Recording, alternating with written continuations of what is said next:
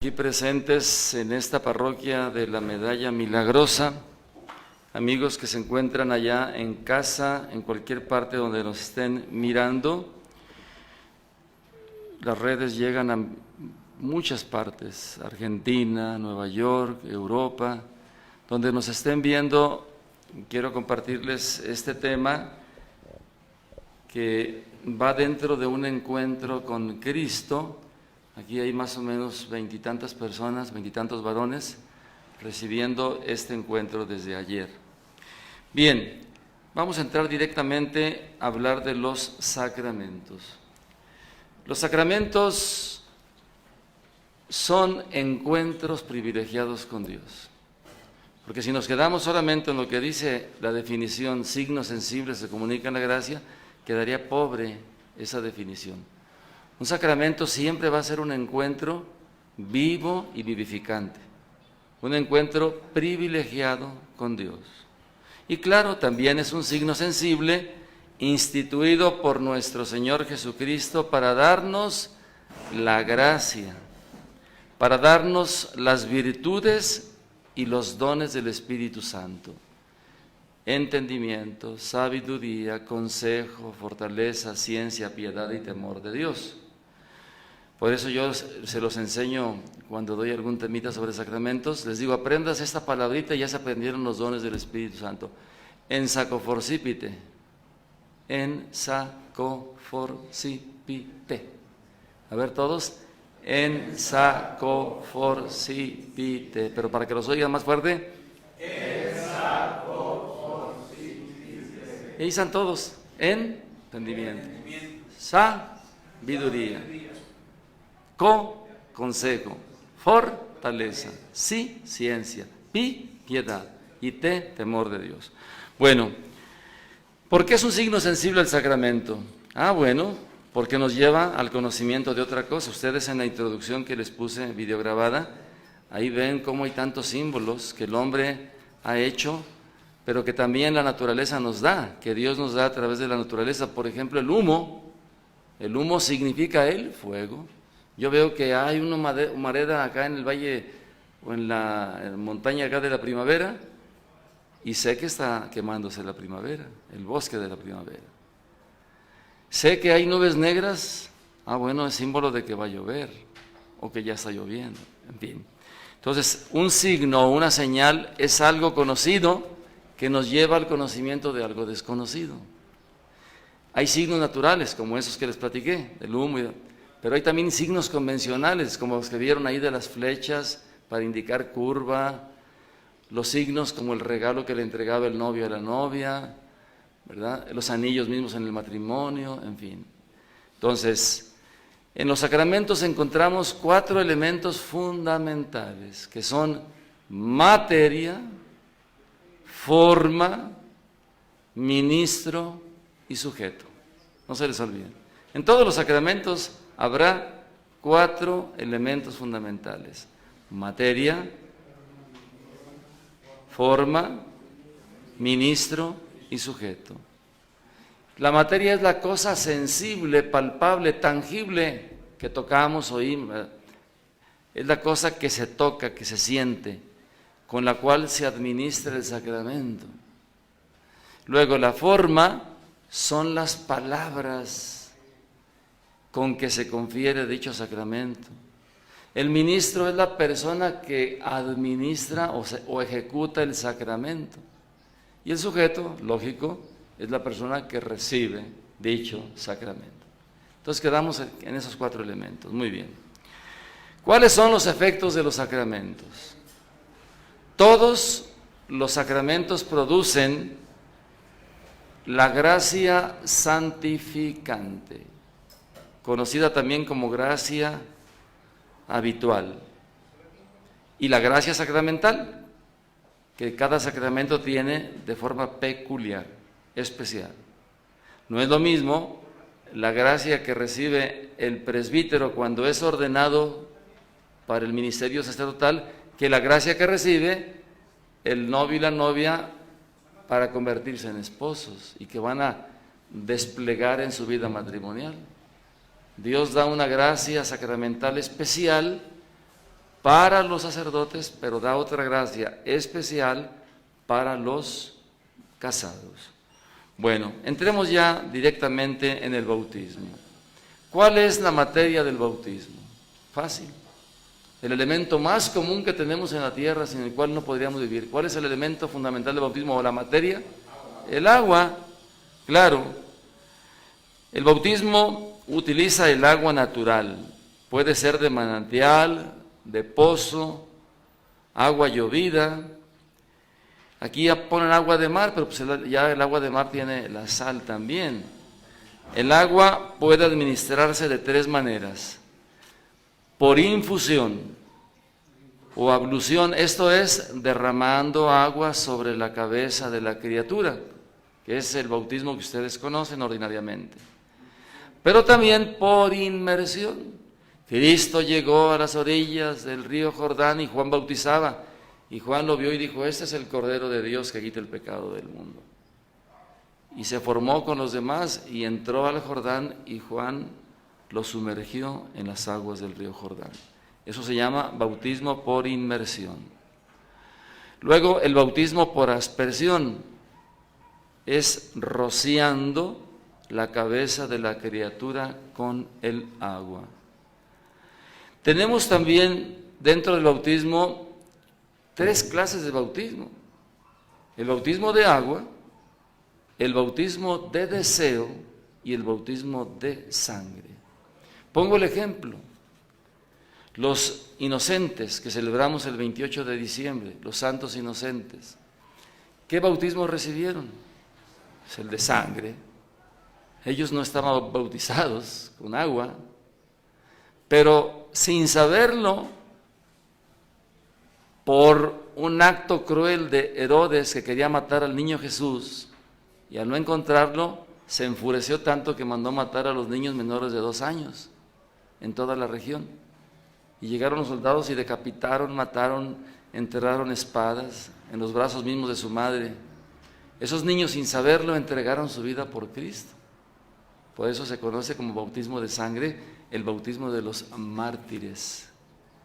Una persona que no ha sido bautizada, como el caso de soldados en tiempos allá de la persecución religiosa, que se conoció como en los años 26 al 30, la cristiada. Había soldados que les daban la orden de matar y ellos veían que era una persona inocente. Y hubo quienes dijeron: capitán o sargento, yo no puedo obedecer esta orden. Y aventaban el fusil y se quitaban del pelotón de fusilamiento. Y entonces el sargento o el capitán daban la orden de que a ese lo pusieran también en el paredón. Esos hombres, si no habían sido bautizados, dieron su fe por Cristo y por la justicia y por la verdad, y fueron mártires. Entonces, bautismo de agua, bautismo de sangre, pero luego nos falta el bautismo de deseo. Ese es el bautismo que se da cuando el niño que no tiene la gracia bautismal muere. Los papás reciben al niño, nace en la clínica, en el hospital, y ya se los entregan, y en la casa, en ese mes o en esos primeros días, de repente se agrava y no lo alcanzaron a bautizar. Yo les pregunto cuando me llegan todos desconsolados: es que no bautizamos. A ver, ¿había el deseo sincero de bautizarlo? Claro, iban a venir los padrinos de Estados Unidos, pero estábamos preparando y de repente se vino esta enfermedad. Dije: no se apuren. La iglesia, Dios recibe a ese niño en su seno porque había el deseo de los padres, había el deseo de la iglesia. Entonces, la fe que no recibió el niño la suple, la fe que no recibió el niño por el bautismo de agua, la suple el deseo que tenía la iglesia, los papás, de bautizar a su hijo. Muy bien, ¿el bautismo es necesario para salvarse? Absolutamente es necesario. Pero insisto, por eso hay 3 tipos de bautismo, y ya se los expliqué. Vámonos a la confirmación, segundo sacramento. También fue instituido por Jesucristo. Y la Escritura no nos dice cuándo, pero sí habla de él. Así los Hechos de los Apóstoles nos refieren que habiendo sido enviados Pedro y Juan a los samaritanos, dice la palabra de Dios, hicieron oración por ellos a fin de que recibieran al Espíritu Santo, porque aún no había descendido sobre ninguno de ellos, sino que solamente estaban bautizados en el nombre del Señor Jesús.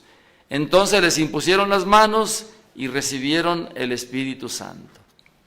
Hay varios textos, Lucas 24:58, Hechos 8:17 y Hechos 6, del 2 al 3. Muy bien. Lucas 24:58, en adelante. Luego Hebreos 8:17 y 16:6. Y Hebreos capítulo 6, versos del 2 al 3.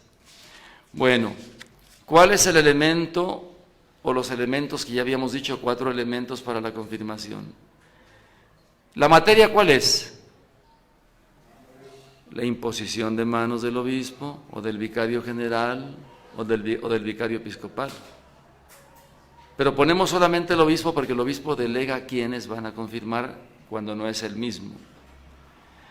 Luego también otra materia es la unción con el santo crisma en la frente del sujeto. Y esto cada año el Jueves Santo lo consagra el cardenal o el obispo de la diócesis, mezclando aceite de oliva con aromas. Se ponen, ya de hecho los diáconos presentan el ánfora grande con el aceite de oliva y el obispo derrama toda una botella de aceite, de aroma o de perfume muy bonito, muy sabroso, muy oloroso, y hay un palito que le dan para mezclar, bien mezclado. Ahí todo el mundo guardamos silencio y luego viene la oración de consagración, que le toca al obispo, pero hay un momento en que levantamos la mano en silencio para unirnos a esa oración del obispo. Entonces, la materia, acuérdense que todo sacramento lleva materia, forma, ministro y sujeto. La materia de imposición de manos del obispo y la unción hecha en la frente con el santo crisma. ¿Cuál es la forma? Pues son las palabras que dice el obispo: yo te signo con la señal de la cruz y te confirmo con el crisma de salud o de salvación en el nombre del Padre y del Hijo y del Espíritu Santo. Esa es la forma, lo audible, lo que se oye. El ministro ordinariamente es el obispo, pero por delegación especial puedo confiarlo al vicario general, a los vicarios episcopales o también a un sacerdote. A mí me ha tocado confirmar alguna vez por allá. Cuando se confirma un individuo ya mayor, una persona adulta, recibe por lo general bautismo, confirmación y Sagrada Eucaristía en la misa. Recibe los 3 juntos. Bueno, ¿y quién es el sujeto? Pues el niño, dependiendo de si es el bautizado. En el caso de la confirmación, por lo general, ya adolescentes de 12 en adelante o personas adultas, ¿sí? Bueno, ¿cuáles son los efectos que produce la confirmación? El primer efecto es que nos da el Espíritu Santo con sus dones. Segundo, nos une íntimamente a Cristo y hace perfecto ese lazo de unión, ese vínculo con la Iglesia. Y tercero, nos concede una fuerza especial del Espíritu Santo para dar testimonio de que somos católicos, ¿sí? La fuerza nos viene del Espíritu Santo, porque de nosotros no podría venir. Entonces, nos hace testigos de Cristo, eso es. Ya vamos al tercer sacramento, la Eucaristía. La Eucaristía es un sacramento que contiene real y verdaderamente el cuerpo, la sangre, el alma y la divinidad de nuestro Señor Jesucristo. Verdaderamente, no solo por la fe, sino porque Cristo mismo lo dice.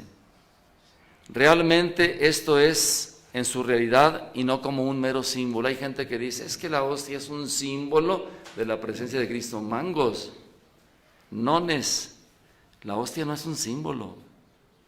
La hostia es la presencia real de Cristo. Esto sí es un símbolo, miren. Por ejemplo, la imagen de la Santísima Virgen es un símbolo, es una imagen. Nos está representando a aquella que fue fiel a Dios y que dijo sí al ángel cuando le ofreció ser la madre del Hijo de Dios. Es figura de nuestra madre que está en los cielos. Dicen los protestantes, es que ustedes adoran imágenes hechas por hombres. No es cierto. ¿Quién adora? Yo no estoy adorando la imagen. Yo la venero porque me recuerda a mi Madre Santísima. Así como cuando traigo un retrato de mi mamá en la cartera, veo a mi mamá y digo, ay, pues está en el cielo, hace 26 años murió, y ahora la venero porque me dio la vida. ¿Ya me entienden? Entonces, esto es un símbolo, pero la Eucaristía no, es real y verdaderamente. Bueno, Cristo prometió en la Eucaristía estar Él, cuando dice en el Evangelio según San Juan, el pan que les doy es mi carne para que el mundo tenga vida.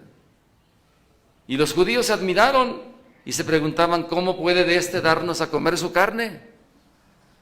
Y entonces Jesús insistió diciendo, en verdad les digo que si no comen la carne del Hijo del Hombre y no beben su sangre, no tendrán vida en ustedes. Porque mi carne es verdadera comida y mi sangre es verdadera bebida. Esto lo pueden encontrar ampliamente en el capítulo eucarístico por excelencia, capítulo 6 del Evangelio según San Juan. Todo el capítulo 6. Pero hay una parte por ahí del 45 en adelante donde se habla más expresamente, donde Cristo toma la voz cantante y nos dice lo que les dije, ¿sí? ¿Quién instituyó la Eucaristía? Pues Cristo en la última cena. Y al instituirla, tomen y coman todos de él, porque esto es mi cuerpo. Tomen y beban todos de él, porque este es el cáliz de mi sangre. Sobre estas palabras debemos advertir que quienes tomamos en su sentido natural, no dijo el Señor, esta es la figura o la imagen o la virtud de mi cuerpo, no, sino que dijo, esto es mi cuerpo. Si Cristo hubiera usado palabras figuradas o usado términos equívocos, hubiera engañado a la iglesia, a la gente y a todos los fieles de todos los siglos. Entonces Cristo no anduvo con rodeos, dijo, esto es mi cuerpo y punto, ¿no? La Eucaristía o en ella encontramos muchos misterios. Ella ha sido llamada el misterio de la fe, de todos los sacramentos, de los 7 sacramentos, el sacramento que fundamenta todos los demás, ¿cuál es? Pues la Eucaristía. La Eucaristía. Sin Eucaristía no habría iglesia y sin iglesia no habría Eucaristía, porque entonces no habría sacerdotes que por la acción del Espíritu Santo transformaron el cuerpo, y el pan y el vino en el cuerpo y la sangre del Señor. Bueno, ¿cuáles son los 4 elementos que ya hemos venido repitiendo de cada sacramento? ¿Cuál es la materia en la Eucaristía? El pan y el vino. ¿Cuál es la forma? Cuando las palabras consecratorias, esto es mi cuerpo que será entregado por ustedes, hagan esto en memoria mía. Este es el cáliz de mi sangre, etcétera, ¿no? Lo que oyen todos los días en la misa. ¿Quién es el sujeto del bautismo? Porque hablamos también de el ministro, primeramente. El ministro es el obispo, primeramente. Y claro, nosotros los presbíteros, porque tenemos la autorización del obispo en la ordenación. Entonces, nada más 2 son los sujetos, el obispo y el presbítero o sacerdote. El diácono puede, ¿no? Puede desempeñar otras funciones, administrar otros sacramentos, pero no la Eucaristía, ni la unción de los enfermos. Bueno, entonces, materia, pan y vino, forma las palabras consecratorias en la Eucaristía, 3 ministro, el obispo y nosotros los presbíteros. Y 4, el sujeto, ¿quién es? Todo aquel individuo que debidamente, en gracia de Dios, recibe el cuerpo de Cristo. O si el Padre le da bajo las dos especies el cuerpo y la sangre del Señor, como lo hacemos ahí en Valora. En Valora, porque son poquitos, yo doy ordinariamente la comunión con el cuerpo y la sangre del Señor.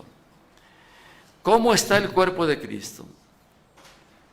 El cuerpo de Cristo, y vemos otro milagro de la Eucaristía, es como una pequeña hostia.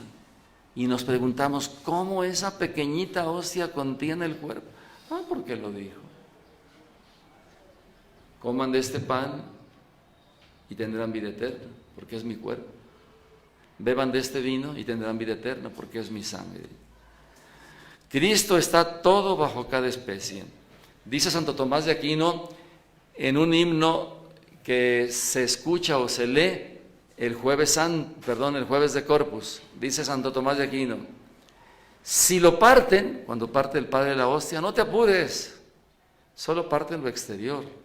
En el mínimo fragmento, en la mínima partícula, entero late el Señor. Entonces, Cristo está todo completo, incluso en la más pequeña porción de la hostia consagrada. Cristo multiplica su presencia. Cristo está todo bajo cada especie. El sacerdote consagra separadamente el pan y el vino y llama cuerpo de Cristo lo que está bajo la especie de pan, y llama sangre de Cristo lo que está bajo la especie del vino. ¿Qué se entiende por especie? Se entiende aquello que permanece, que no cambia. Cuando hay consagración, el pan sabe a pan. Cuando hay consagración, el vino que consagra Cristo sabe a vino. O sea, la especie de vino se conserva, la especie de pan se conserva. Pero cambia completamente la esencia. Ya no es pan, aunque como dice Santo Tomás de Aquino, aunque tus sentidos te engañen. Dice Santo Tomás, mis sentidos me engañan porque pues veo una ruedita blanca, una oblea, huelo si acaso harina, no oigo nada, toco algo lisito y saboreo pan. Me engañan mis sentidos, pero mi fe no me puede engañar, porque Cristo dijo, y ahí estoy presente. ¿Ok? Cristo multiplica su presencia, no deja de estar en el cielo, claro, cuando está en la hostia, sino que está al mismo tiempo en el cielo y en toda hostia consagrada. Yo, por gracia de Dios, he tenido la oportunidad de estar en algunos países y contemplar milagros eucarísticos. Me impresionaron especialmente dos. El milagro eucarístico en el templo de San Francisco en Siena, Italia, donde 230 hostias más o menos fueron robadas. Claro, se robaron el copón de oro y los ladrones aventaron en un establo las hostias consagradas, un gran sacrilegio. Esto fue en el año 1730. Fíjense, ¿ya cuántos años hace? Saquen las cuentas. De 1730 al 2019, ahí les dejo a alguien que saque las cuentas. A ver, saquen las cuentas. A ver, nomás hagan una resta. 2019 menos 1730. Y les va a dar 289 nomás. Ya me dijeron acá la respuesta. Está correcto. Hace 289 años. ¿Sabe cuánto duran las hostias que hacen las monjitas para que se consagren en el templo? ¿Cuánto duran? Debemos cambiarlas o consumirlas máximo al mes.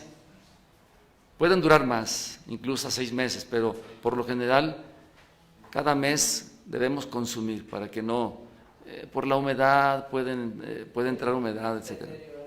Fíjense, estas hostias que yo tuve en mis manos tenían 200, bueno, yo fui hace algunos años, tenían un poquito menos de 289, pero póngale 280 años. Están en Siena, Italia, en el templo de San Francisco. Llegué yo y nada más iba como fiel cristiano, a ver cuando el Padre diera la bendición con el milagro eucarístico. ¿Cuál va siendo mi sorpresa? Que cuando sale el Padre le dijo, oiga Padre, soy sacerdote de México, y como iba yo con una persona que conocía al Padre, me habló, me presta una sotana, una estola, y llegaron otros 2 padres y concelebramos 4. Y la gente estaba, porque era jueves, era el jueves en que se abría el sagrario, salud, se abría el sagrario donde estaba el milagro, porque había un sagrario para las hostias que se consumen en la comunión.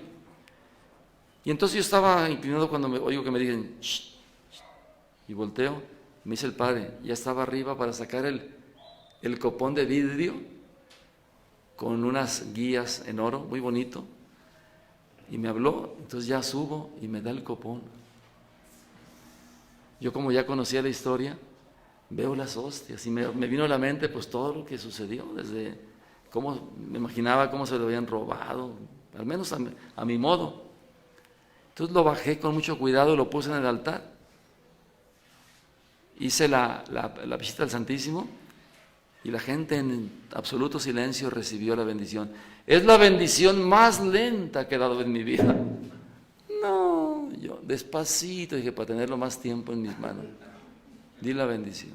Y luego todavía al final, me dice el Padre, ya cuando se lo entregué y que lo guardó, me dice, suba y quédese un rato en adoración, todavía con el sagrario abierto. Entonces, y otro milagro eucarístico fue el del anciano, donde permanecen aún, se hizo carne con sangre, la hostia consagrada, se hizo carne.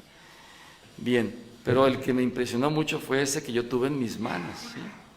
Bueno, adelante, Dodilón. ¿Cuántas hostias eran? 230, alrededor de 230. ¿Pero qué era lo que salía de las hostias? ¿Qué era lo que salía de las hostias? No, después de que... porque les voy a platicar un poquito así. ¿Están cansados? Muy cansados, ¿verdad? ¿O no? Bueno, yo creo que también los que están escuchando ahí en casita les interesará. Los ladrones llegan y se roban las hostias. Huyen en caballo, en burro, como sea. Y entonces lo que les importaba a ellos era el copón para venderlo lejos. Un copón de oro. Y entonces pasaron por un establo y aventaron las hostias. Entonces cuando el sacerdote se da cuenta de que han profanado el sagrario y que no está el copón y no están las hostias, pues pide a la gente que lo ayuden a buscar las hostias y comunica al obispo lo que sucedió, porque deben comunicar cuando hay una profanación de esa magnitud. Entonces, pues buscando, hicieron el hallazgo en el establo. Entonces, fueron juntando en corporales, con mucho cuidado, las hostias. Se le dieron a varias personas utensilios dignos para poner las hostias ahí. Después se limpiaron muy bien las hostias. Y ya después se colocaron en otro recipiente digno, en otro copón, y se guardaron muy bien. Pero ahí no quedó todo, sino que en el año 1901 volvieron a robarse el copón. Después de 100 y tantos años se volvieron a robar el copón, otra profanación. Y volvieron a encontrarlas. Bueno, pues en 1970, 71, por ahí, un científico ilustre decía que era puro cuento, que la iglesia con ese milagro estaba atrayendo más gentes y mentía. Entonces, dice, basta que le muevan y se van a hacer polvo. Entonces, con testigos presenciales que envió el Vaticano, ahí en Siena, uno de los cardenales batió varias veces el copón. Cambiaron de lugar algunas hostias, pero no se convirtieron en polvo, estaban intactas.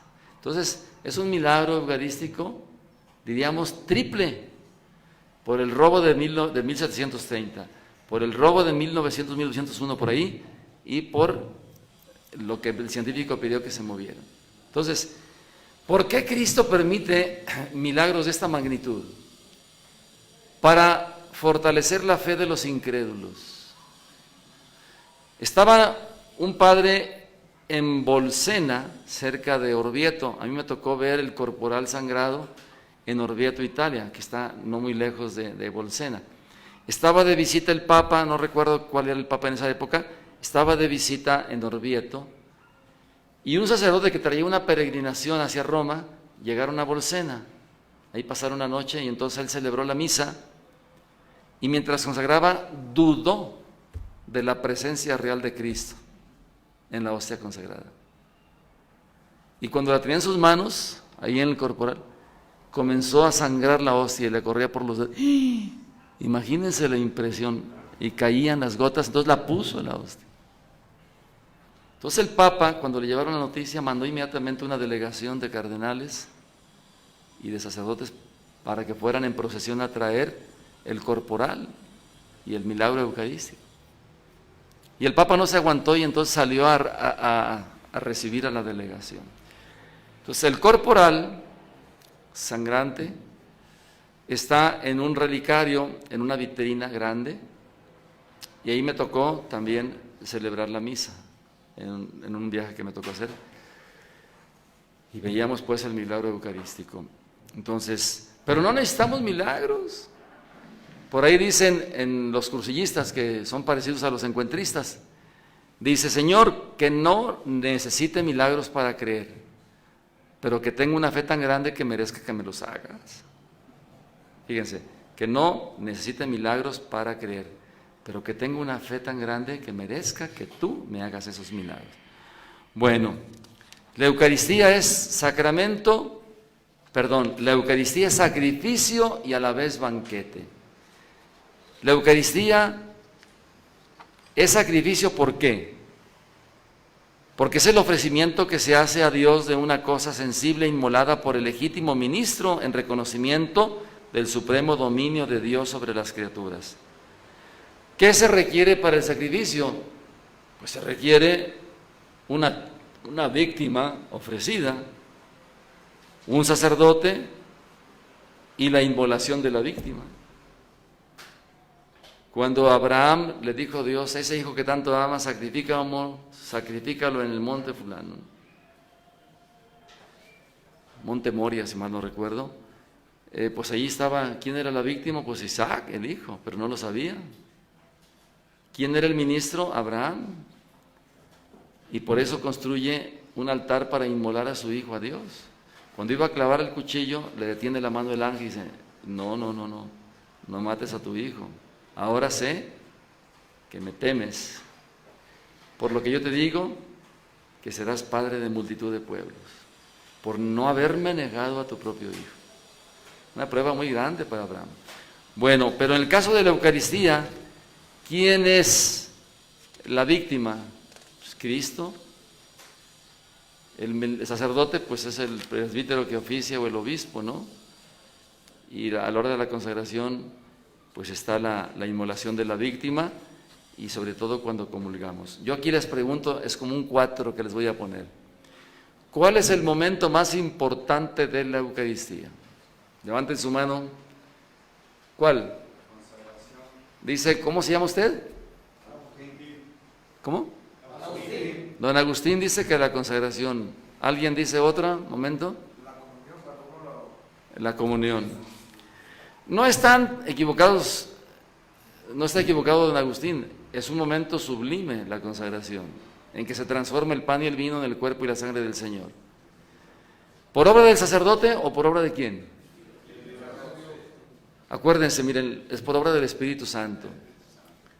Porque había a veces la mentalidad de los sacerdotes que el sacerdote tenía tanto poder que el sacerdote convertía nones, mangos, como dijo alguien. Fíjense en la oración eucarística número 2, la que ordinariamente se utiliza más. Santo eres en verdad, Señor, fuente de toda santidad. Por eso te pedimos que santifiques estos dones con la efusión de tu Espíritu, para que se nos conviertan en el cuerpo y la sangre de Jesucristo nuestro Señor. Entonces nosotros somos instrumentos mediante los cuales el Espíritu Santo consagra, transforma, ¿sí? Bueno, pues la Eucaristía y el sacrificio de la cruz, y con eso termino. Es que es un tema muy amplio, pero no se puede alargar tanto, ya nos quedan 15 minutos. Las diferencias entre el sacrificio de la cruz y el de la Eucaristía son: Cristo en la cruz se ofreció de un modo cruento, sangriento, esto es, con derramamiento de sangre. En cambio, en la Eucaristía se ofrece de un modo incruento. Segundo, en la cruz se ofreció visiblemente y por sí mismo. En la Eucaristía se ofrece invisiblemente y por manos del sacerdote, que por la acción del Espíritu Santo ejerce dicha acción. Y tercero, en la cruz mereció en general por todos los hombres, pues la salvación, nos obtuvo la salvación, ¿verdad? En la Eucaristía aplica a cada persona en particular los frutos de su muerte y resurrección. Vale más una Eucaristía, vale más que participes en una Eucaristía en vida que muchas después de muerto, que también sirven, claro.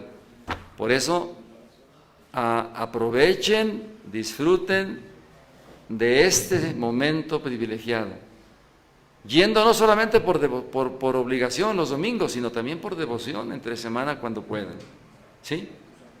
Eso es lo que, como la conclusión que quiero darles a este momento en que les estoy explicando un poco la Eucaristía. Vayan, los que están oyendo y viendo por el internet, les digo, no se hagan flojos. Van a confesarse algunas gentes: padre, pues no fui 3 domingos por flojera, pues ya estaba cansado y luego jugaba mi equipo. Hoy, por cierto, hoy en la mañana, al leer las intenciones de misa, por fulano, por sutana y por el Club Deportivo Guadalajara, por las Chivas. Dije, bueno, pues yo soy atlista, pero todo el Señor te lo ofrezco por esto, ¿verdad? Bueno, entonces, hay una relación íntima entre la Eucaristía y la Última Cena, porque esta fue la primera Eucaristía, claro, celebrada por el mismo Cristo, y porque las demás Eucaristías no son sino el cumplimiento de las palabras que Cristo pronunció en la Última Cena: hagan esto en conmemoración mía. Cristo, que pasó de este mundo al Padre, nos da en la Eucaristía la prenda de la gloria futura, la prenda de la gloria que tendremos junto a Él. Si supiéramos esto, nunca volveríamos a pecar. Pero pecamos y pecamos, ¿verdad? Un día se arrimó una niña y dije, una muchachita güerita, y dije: ¿pecas, hija? Dice: por todo el cuerpo, padre. Pues ella refería ya a las pecas que tenía en su cuerpo, pues era pecosita, ¿no? Bueno, la Eucaristía es el memorial de la Pascua de Cristo, es decir, de la obra de la salvación realizada por la vida, la muerte y la resurrección del Señor, obra que se hace presente por la acción litúrgica que se conoce como la misa. Puesto que Cristo mismo está presente en el sacramento del altar, es preciso honrarlo con el culto de adoración. Ahí en Valora tenemos, excepto los viernes, tenemos a las 9 de la noche, lunes, martes, miércoles, el jueves lo tenemos a las 8, pero los demás días a las 9 tenemos la adoración al Santísimo, que es otro momento privilegiado para honrar a Cristo presente en el altar. No solamente en la Eucaristía, ahí podemos comulgarlo, pero en la exposición del Santísimo lo podemos alabar. Ustedes si andan fuera, pongan Valor a radio a las 9 de la noche y ahí un servidor expone el Santísimo, ¿verdad? Por lo general cada día pongo un escenario distinto, un escenario para que no sea también visualmente, pues tenga el Señor un atractivo extra, pues. El Señor ya de por sí mismo, ¿no? Está la hostia consagrada, pero cambiamos un poco el escenario. Bueno, vámonos con la penitencia. No quiero pasarme de la hora que me dijeron que son las 2. Bueno, la penitencia es el sacramento de muertos. Hay 2 sacramentos de muertos, que son el bautismo y la penitencia, porque estábamos muertos al pecado en el bautismo y Cristo nos dio la vida. Y la penitencia por el pecado mortal, nuestra alma está como muerta o muerta. Y Cristo, a través de la absolución del sacerdote, nos da la vida. En la penitencia, que se llama también sacramento de reconciliación o sacramento de confesión, ¿verdad? O sacramento de la misericordia de Dios. Tiene varios nombres, pero vamos a ponerlo aquí como reconciliación, confesión o penitencia. Bueno, en la penitencia, que es un verdadero sacramento, encontramos el signo sensible, porque lo instituye Cristo y nos da la gracia perdida por el pecado. ¿Cuáles los 4 elementos que decimos en cada uno de los sacramentos? La materia en la confesión, ¿cuál es? ¿Quién me la dice? La materia en la confesión es el examen de conciencia, el dolor de los pecados, o el arrepentimiento también pudiera ser.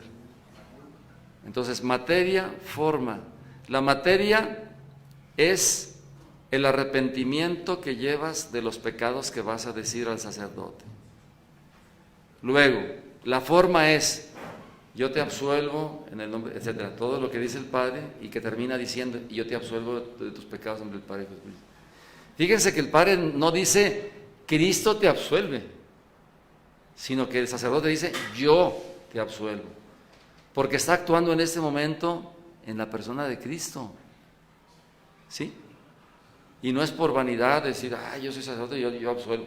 No, yo lo hago humildemente, reconociendo que se me otorga esa facultad, ese poder, para poder absolver en el nombre de Cristo. Entonces, materia, ese arrepentimiento que llevas de los pecados cometidos. Segundo, la forma son las palabras de absolución. Tercero, el ministro, el sacerdote o el obispo o el sacerdote. Y cuarto, nos falta el sujeto, pues eres tú que vas a confesarte, o soy yo, sacerdote, que voy a confesarme. Bien, bueno, hay muchas cosas también que podemos hablar de esto, pero no tenemos el tiempo suficiente, se nos corta mucho el tiempo. Los 5 elementos para ir a confesarnos, ¿cuál es? Examen de conciencia, revisar los pecados de la última confesión bien hecha a la fecha, porque ahí dicen: Padre, quiero hacer una confesión general desde que nací. Momentito, entonces no le das valor a lo que dice Cristo. Cristo perdona y olvida. Tu confesión debe ser de la última confesión bien hecha a la fecha. Me confesé, Padre, hace 3, 4 meses.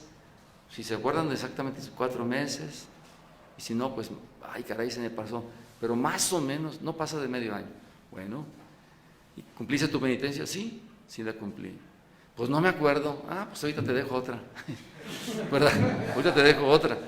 Bueno, entonces, examen de conciencia, dolor de los pecados. Porque alguien puede ir a confesar y decir los pecados, pero sin dolor. Padre, odio a mi suegra. ¿Y estás arrepentido? No. Pues no te puedo absolver. Pues no hay dolor. Bueno, dolor de los pecados, que vayas arrepentido y con el dolor de haber ofendido a Dios o a los demás. Tercero, propósito de no cometer los pecados nuevamente, que se llama propósito de enmienda, ¿verdad?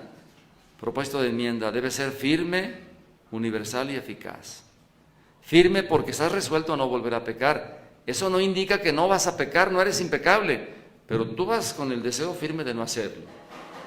Ya si más adelante, caray, por debilidad o fragilidad humana, ¿verdad?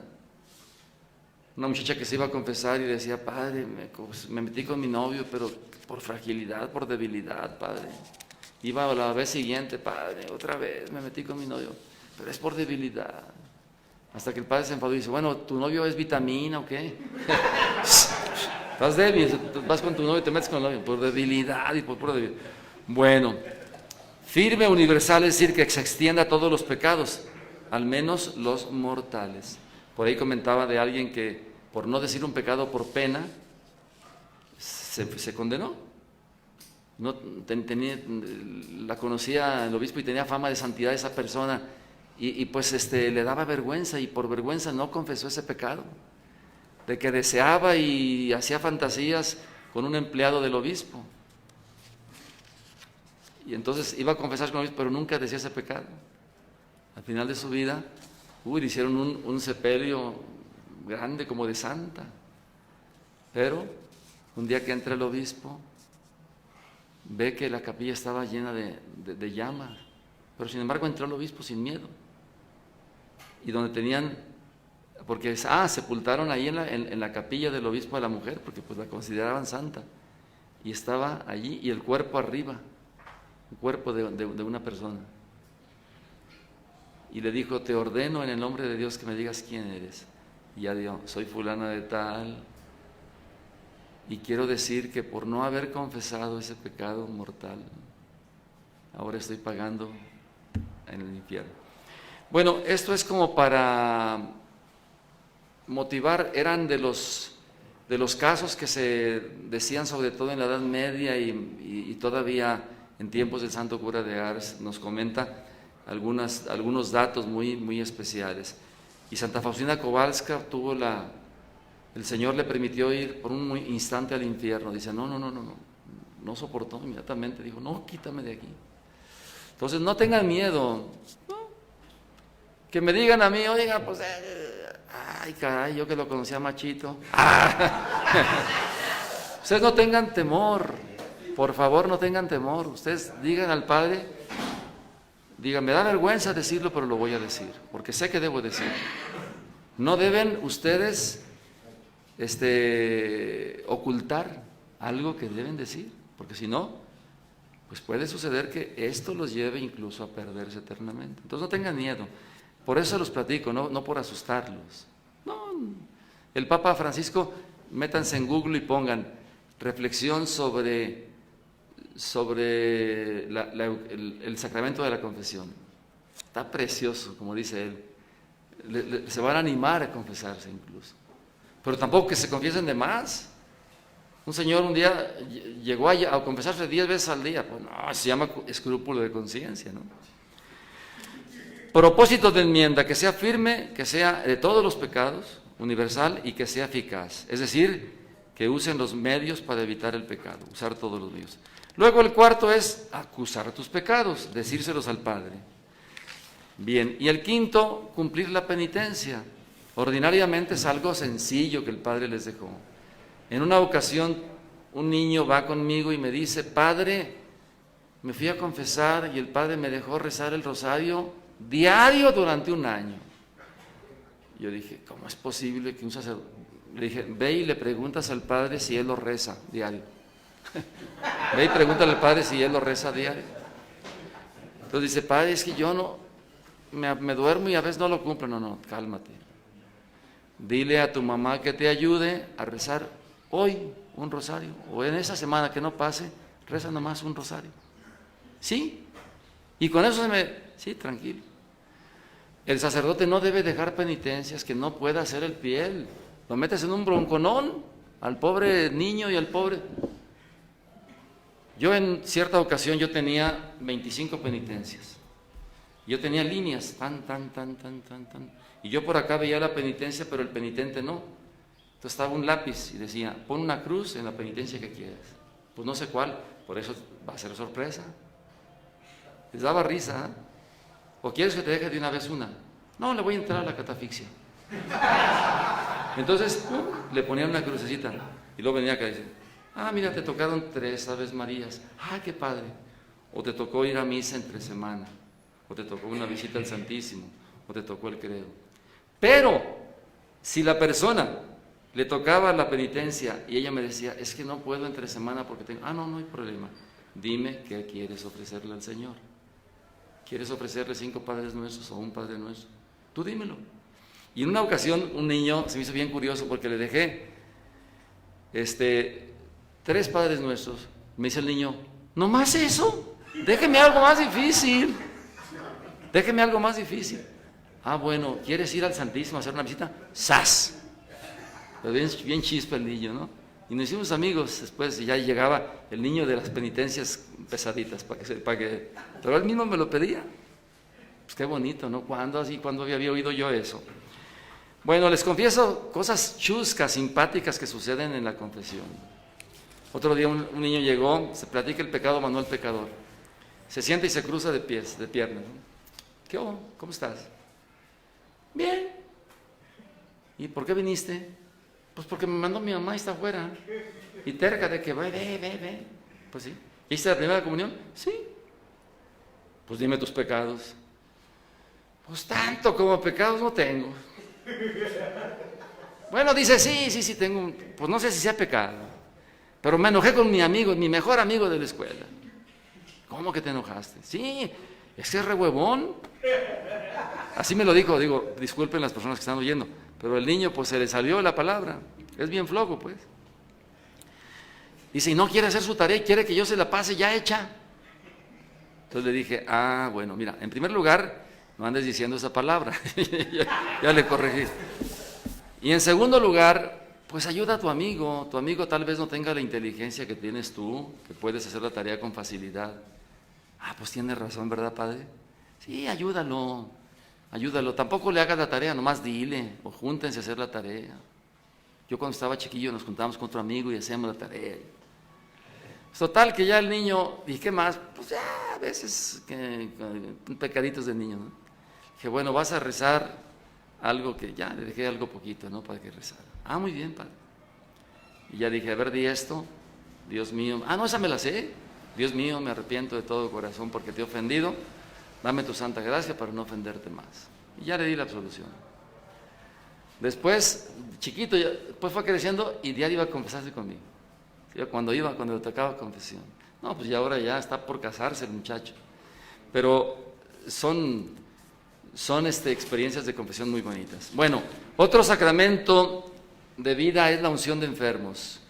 La unción de enfermos se da a personas que tienen de 65 años en adelante, aunque no estén enfermos, para que lo sepan. Antiguamente se le conocía como la extrema unción. ¿Por qué? La extrema unción porque se daba ya in articulo mortis, en artículo de muerte. Pero ahora no. Ahora, una persona que va a ser sometida, por ejemplo, a una cirugía, va y me dice, padre, ya estoy confesada, o me confiesa, dependiendo. Quiero que me ponga los santos óleos porque voy a ser sometido a una cirugía, con todo gusto. ¿Por qué? Porque en anestesia puede quedar. Nadie sabe. O dice, cumplí 65 años, padre, y como regalo de mis 65, quiero que si me hace favor de confesarme, ya vengo preparado, y si me pone la unción de enfermos. Suave, con todo gusto. Yo traigo, no vayan a creer que los unjo ahorita, porque no tiene 65, si acaso don Agustín. Y yo tengo 60, ya lo rebasó, ya me rebasó. Yo tengo 67. Entonces, la unción de los enfermos. La materia de la unción se hace, es aceite. Hay 3 tipos de aceite que uno se consagra y 2 se bendicen.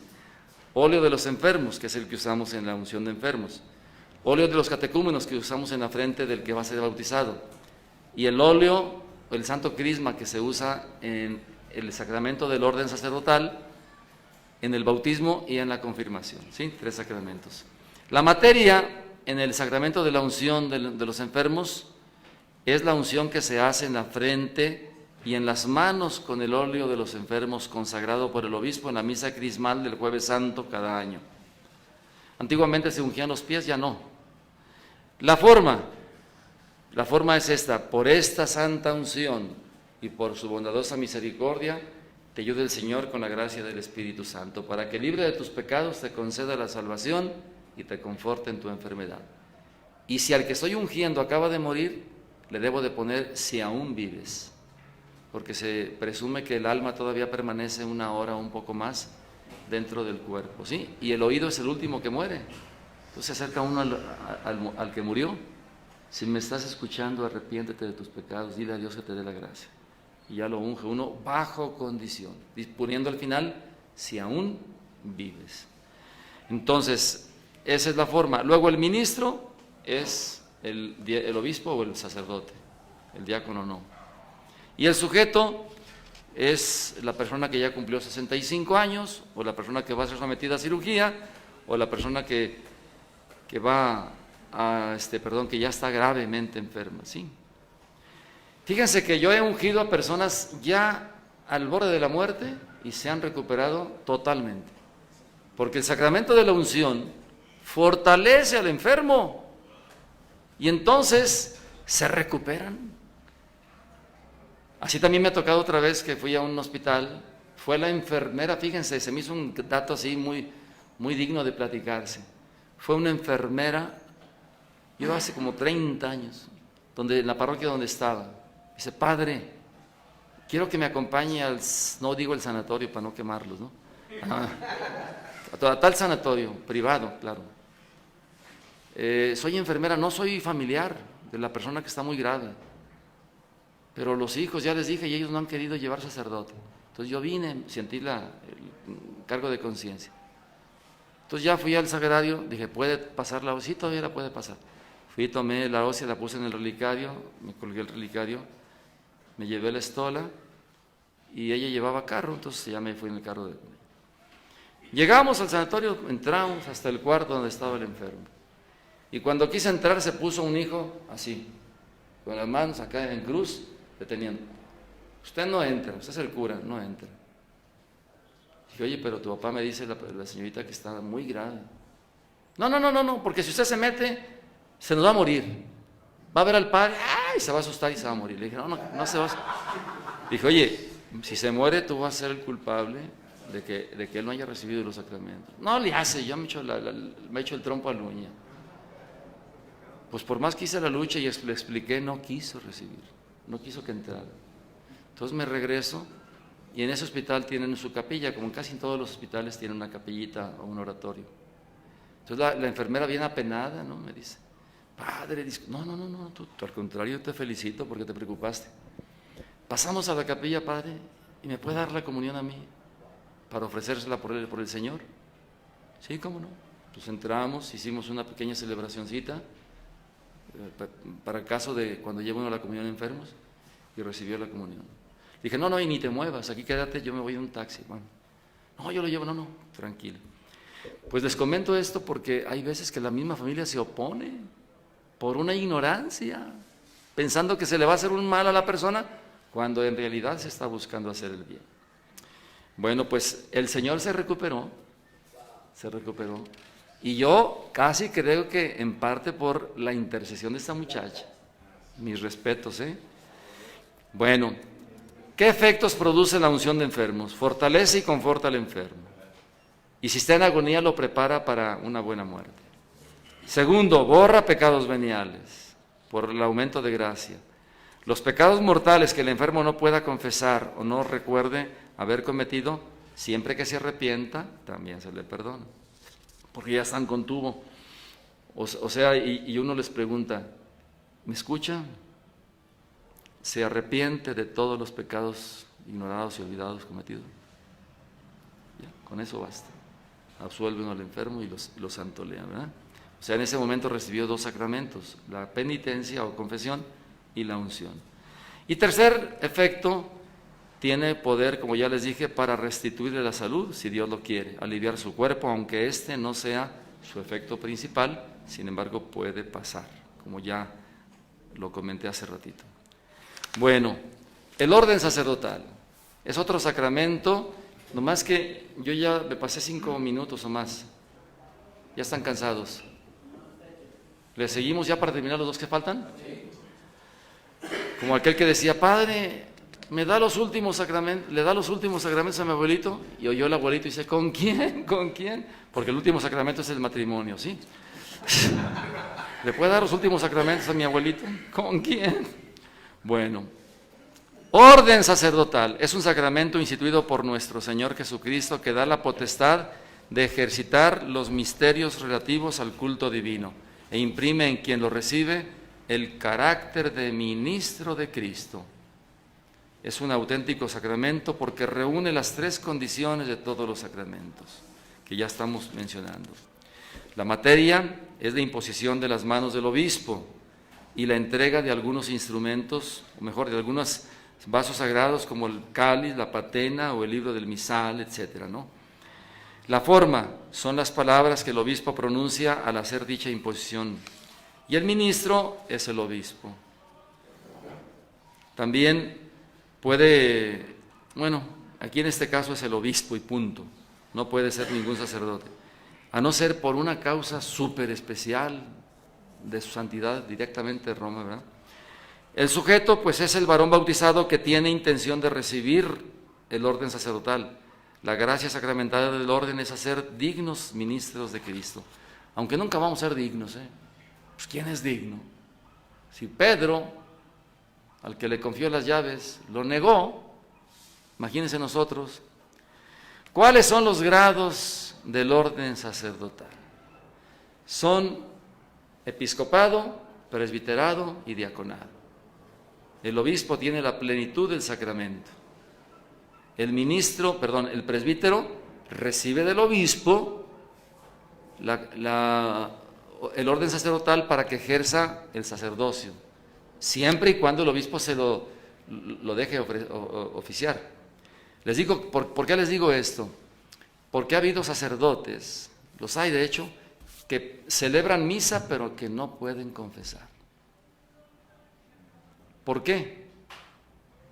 Por alguna falta contra el sacramento, que hubo dudas si reveló pecados, y no. Entonces, por las dudas el obispo dice, ¿sabes qué? Tú mejor no confieses, pero sí puedes celebrar. Lo ordinario es que confesemos normalmente. Y para poder llegar a confesar, hay un examen ya cuando terminamos cuarto de teología, ya casi para ser ordenados, que se llama ad audiendas, que traducido quiere decir para escuchar pecados. Y tienes que hacer un examen. A mí me tocó hacer el examen ad audientas con el padre de moral Roberto Ramos, que es el párroco de la Santa Cruz, que está ahí por Manuel Acuña. Él me hizo varias preguntitas medias capciosas, pero no me agarró en la jugada y le pude contestar, gracias a Dios, ¿no? Entonces, dijimos que son 3 grados: episcopado, presbiterado y diaconado. Además de aumentar la gracia, los efectos que produce el orden sacerdotal es que imprimen en el alma el carácter de ministros de Cristo, dan poder espiritual para el cumplimiento del cargo recibido y confieren la gracia sacramental, que era la que yo mencioné hace rato. Así como se le da una gracia especial para los esposos y cumplan la fidelidad a la que deben cumplir, pues, y otras cosas que van en el matrimonio, también se nos otorga una gracia sacramental. Bueno, ¿cuáles son las condiciones para recibir el orden sacerdotal? El que va a recibir este sacramento debe tener la vocación divina, debe estar en gracia de Dios, debe tener ciencia, virtud y edad. 1. Respecto a la ciencia, la Iglesia se preocupa por brindarle sólidos conocimientos eclesiásticos, en este sentido filosóficos y teológicos, y una conveniente cultura general. 2. En cuanto a la virtud, exige a los ordenados piedad, celo por las almas, castidad, humildad, obediencia, etc. Y en cuanto a la edad, conviene que no tenga menos de 25 años. No tenga menos de 25 años el que va a ser ordenado. No, yo me ordené de 36, me ordenaron. Porque yo me iba a ordenar de 25, pero me salí. Entré de 12, me salí de 17. Volví a entrar al seminario a los 22, me salí de 23. Volví a entrar a los 28 y me ordenó el señor Posadas Ocampo a los dice que se salió para entrarle al chupe. No, pues me ordenó a los 36, ¿sí? Tengo ahorita 31 años y meses de sacerdote. Bueno, ¿cuáles son nuestras principales obligaciones? La vida de perfección. Deben llevar los sacerdotes una vida interior y exterior más santa que los laicos y brindar buen ejemplo de piedad y de buenas obras. Y yo a veces veo en laicos más virtud que en ciertos sacerdotes, como yo. Yo veo a laicos como ustedes, caray, ya quisiera ser como ustedes. pero pues le hace uno la luchita por ser menos malo, ¿no? Acuérdense de una frase: la corrupción de lo mejor es lo peor. Sí, la corrupción de una persona que se conoce, que se cree santa, cae desde las alturas. ¿Qué pasó con Luzbella? Se convirtió en Lucifer. De ser el ángel más bello del cielo, por su soberbia, ¡pum!, cayó hasta lo más profundo de los infiernos. Entonces, cuidado. Por eso, en cuanto a virtud, exige a los ordenados piedad, celo por las almas, castidad, humildad, obediencia, etc. Y si se falla en esto, pues se confiesa uno. ¿Con quién? Pues con otro compañero sacerdote. Es bueno tener un director espiritual y su confesor. Yo ordinariamente me confieso con el párroco que me toca o el sacerdote que tengo, en fin. ¿Verdad? Y tercero, la obligación del sacerdote es el oficio divino, el rezar la liturgia de las horas. Yo, por ejemplo, hace rato recé laudes y hoy, como me vine para acá, llegando después rezo el oficio de lectura, la hora intermedia, las vísperas y las completas. Nosotros los sacerdotes diocesanos tenemos que hacer 5 veces la liturgia en el día. En cambio, los religiosos tienen que hacerlo 7 veces, ¿verdad? Que son por la mañana los laudes y pues también puede hacerse el oficio de lectura. Ya van 2. La hora nona, para los que les obliga todo, es a las 9 de la mañana. Perdón, la hora tercia a las 9, la hora sexta a las 12 y la hora nona a las 3. Las vísperas entre 5 y 6 y las completas antes de acostarse. Son los 7 momentos.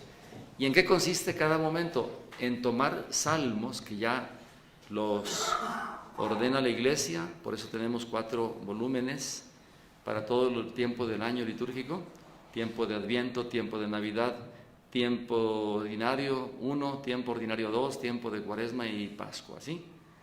Entonces ahí tenemos. Y es muy importante rezar el oficio porque nos mantiene en gracia de Dios, porque en los salmos te va recordando Dios todo aquello que debes cumplir. Y si dejas de rezar el oficio se te olvida.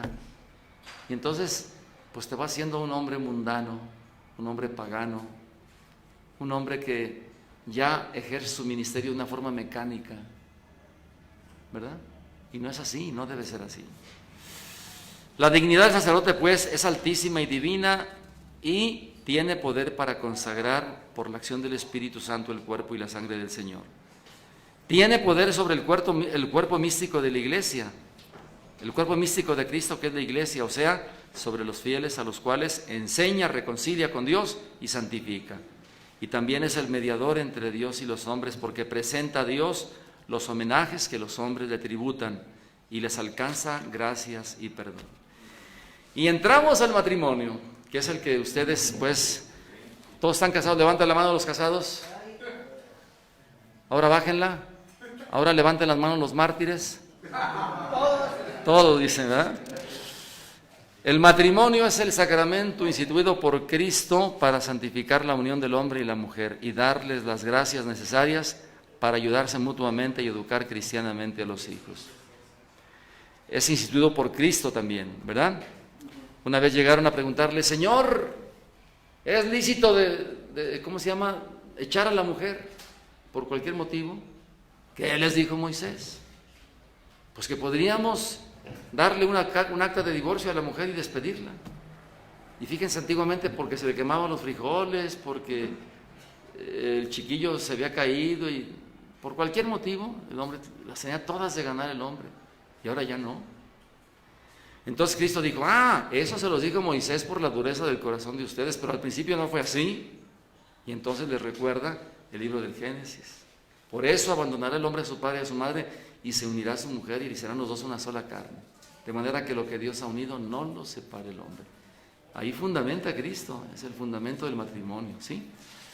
Es signo sensible por el conocimiento mutuo de los cónyuges, manifestado exteriormente, que simboliza la unión de Cristo con la Iglesia según la enseñanza de San Pablo. Y el mismo Dios lo instituyó en el paraíso terrenal al bendecir la unión de nuestros primeros padres, y lo elevó Cristo a la dignidad de sacramento de la nueva ley, como dice San Pablo, al hablar de sacramento grande ante Dios y ante la Iglesia, y también del otro texto que ya les dije. La gracia propia del sacramento del matrimonio es dar a los esposos los auxilios necesarios para el fiel cumplimiento de sus deberes de Estado. Y aquí viene algo bien curioso que sale del contexto de los demás sacramentos en una cosa que les voy a decir.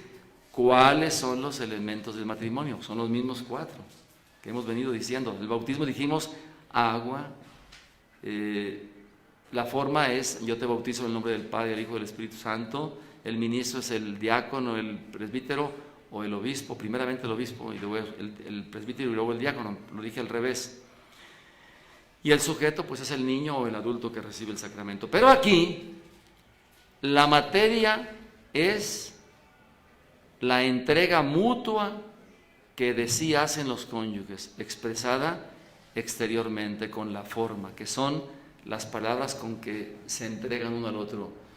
Yo, fulano de tal, me entrego a ti como tu esposo y prometo serte fiel en lo próspero y en lo adverso, en la salud y enfermedad, y amarte y respetarte todos los días de mi vida.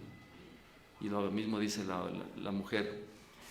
Bueno, esa es, dijimos, la materia, es la entrega mutua. La forma son las palabras que se dicen uno al otro, la fórmula de consentimiento.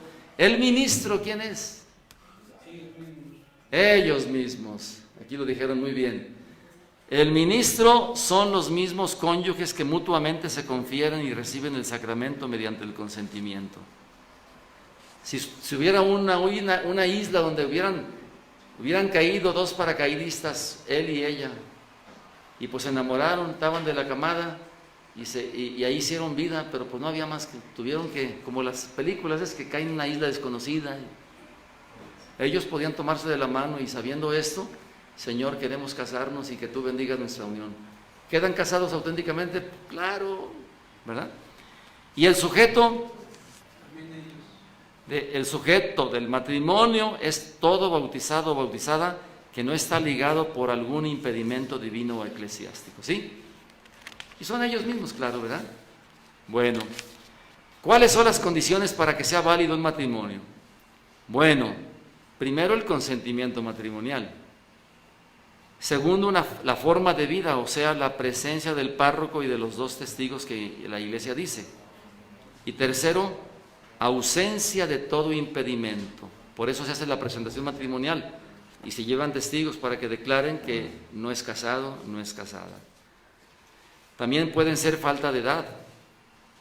Se pide que ya sean mayores de 18, pues la Iglesia Universal permite que la mujer tenga 16 y el hombre 18, pero se recomienda que no sea así, como recomendación que sean ya más maduritos, porque se ve que no funciona y además ya se ha ido perdiendo esta costumbre. Yo cuando llegué a Belén de Jesús hace 7 años, 8 años, teníamos bodas cada 8 días, 3, 4, y ahora si hay una es mucho. Ya la mayoría agarró la moda de vivir en unión libre. Total, si vamos a separarnos para que no haya broncas, que ir al tribunal eclesiástico. Y eso está mal, porque se desprecia lo que Dios mismo fundamentó, ¿verdad? Para el hombre y la mujer. Y de ahí vienen una serie de problemas. Y luego se quejan de que los hijos rebeldes, que no me hacen caso, viven en gracia de Dios. No, estamos en pecado. Pues, y lo preguntan por qué me va como me va, ¿verdad? Bueno, entonces las propiedades del matrimonio son la unidad, un hombre para una mujer, la indisolubilidad del matrimonio. El vínculo matrimonial no puede romperse o disolverse como un Alka-Seltzer, ¿verdad?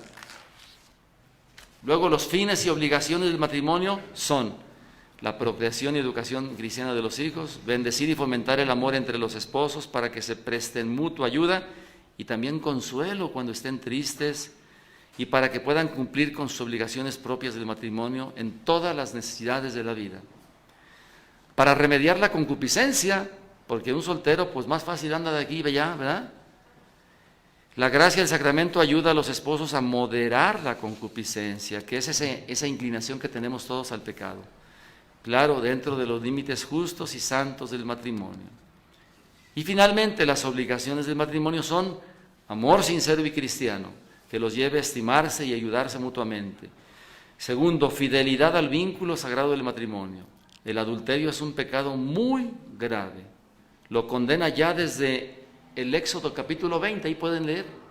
El matrimonio es condenado por la Iglesia, ¿verdad? El adulterio es un pecado muy grave, pues trae consigo la profanación de un sacramento, el quebrantamiento de la fidelidad prometida y la violación de un derecho de estricta justicia.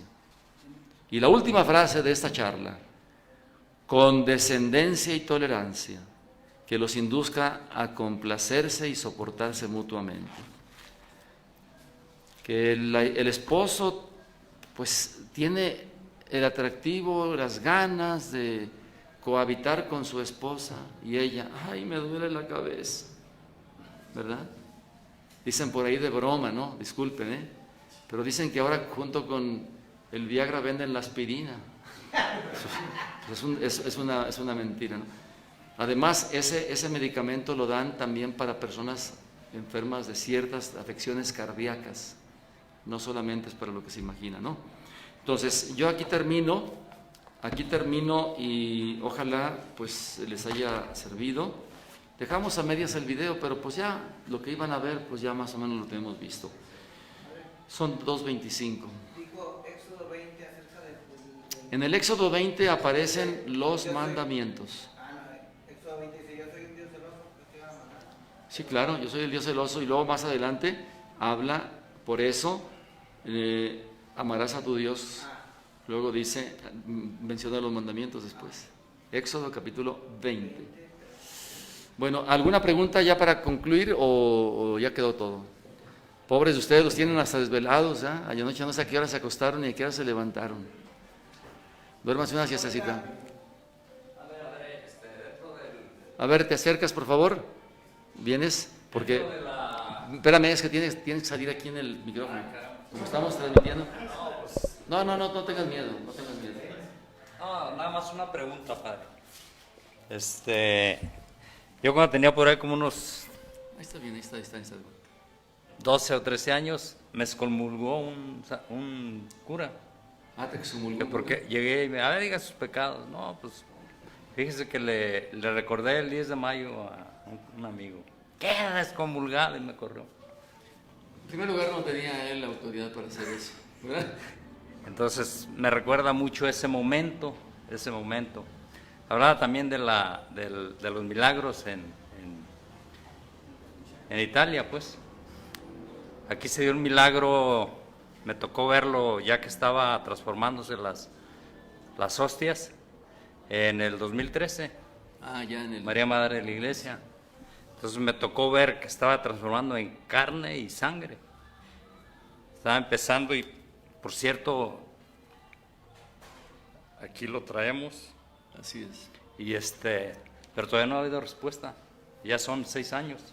Entonces sabemos que sí es mucho tiempo. Entonces también eso es una cosa que nos tiene inquietos. Sabemos que el milagro se da a cada misa en todo el mundo a través de la consagración, y es muy importante saberlo y reconocerlo.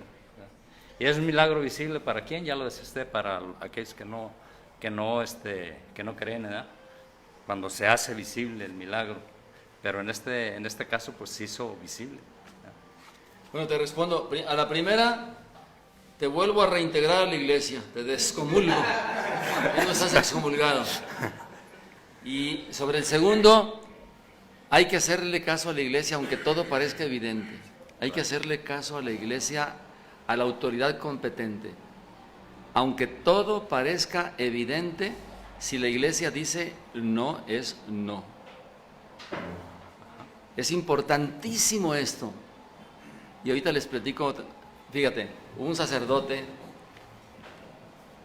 que tuvo milagros también de unas imágenes, de unas imágenes que lloraban sangre, que se movían, y otros milagros por ahí por el estilo. Y la gente se volcaba. Entonces, un sacerdote con fama de santidad de esos sacerdotes ya venerables que tenemos en cada diócesis, le consultó a este padre y le dijo: oiga, padre, es que es tan evidente, la gente lo ve, llora sangre. Y dijo el padre: te voy a pedir que hagas una oración fuerte de liberación sobre esas imágenes que lloran sangre, que se mueven. Si desaparece todo eso, era un engaño del enemigo. Fue, y él, con la autoridad que le dio la Iglesia, hizo oraciones, no exorcismo, oraciones de liberación sobre las imágenes. Santo remedio, desapareció aquello. Todo se veía evidente, pero él, basado en alguien con prudencia, como ese sacerdote, vio que había sido un engaño. Y el demonio engaña también en lo más sagrado. A San Francisco se le apareció de crucificado. El demonio se apareció de Cristo crucificado al demonio. Para desviarlo del camino que lo llevaba a Cristo mediante el sacrificio, la penitencia y otras cosas. Y otros santos, entonces, pero ellos inmediatamente tienen un don de Dios, un discernimiento donde saben que aquello no es auténtico, no viene de Dios. Entonces invocan a Dios: líbrame de esta tentación enorme. Entonces, vamos haciéndole caso a la Iglesia y no tanto. Yo sé que puede ser muy evidente, como esto que me platicabas del milagro eucarístico o del supuesto milagro, como esto de las imágenes sangrantes, pero mientras la Iglesia dice no, es no. En cambio, ha habido otras imágenes donde la Iglesia ha dicho sí, porque están llamando a la conversión a un pueblo que estaba despegado de Dios. Por allá en Italia se dio un caso similar. Bueno, pues yo agradezco, fue un poquito larga la plática, pero es que siempre Sacramentos es muy larga. Bien, vamos a cantar una canción.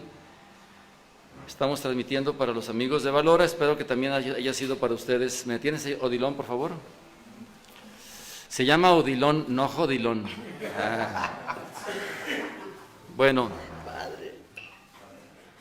les voy a cantar una canción. Disculpa, madre mía, tú vas adelante. Bueno, una mujer fue presentada ante el maestro. Era acusada de adulterio y con razón, pues la encontraron justamente haciendo eso y le pedían a Jesucristo su opinión. Han de saber que ya Moisés la condenaba a que muriera apedreada sin piedad, pero a ellos eso no les importaba. Era una trampa para poderlo acusar. Si Jesucristo les decía que la mataran, ¿dónde quedaba aquel maestro de bondad? Y si mejor les pedía la perdonaran, era lo mismo que las leyes quebrantar. Y se agachó para escribir algo en el suelo que hasta el momento nadie supo descifrar. Pero como ellos insistían en su pregunta, se incorporó diciendo con autoridad: aquel de ustedes que esté libre de pecado, tome su piedra y hacia ella tírela. Mas al oír aquella frase lapidaria, por los más viejos se empezaron a alejar. No se vaya, don Agustín. Solos Jesús y la mujer muy temblorosa. Él dice: ya nadie ya te quiere condenar, pues yo tampoco te condeno. Y una cosa, vete tranquila y no vuelvas a pecar. Gracias, Señor, por defenderme del maligno y devolverme la confianza y el amor. Si me dejaras estaría ya bien perdido y no gozara la alegría de tu perdón. Y aquí termino de cantar muy a mi estilo este mensaje de clemencia y de piedad, que Jesucristo nos mantenga bien unidos, viviendo siempre en justicia y libertad.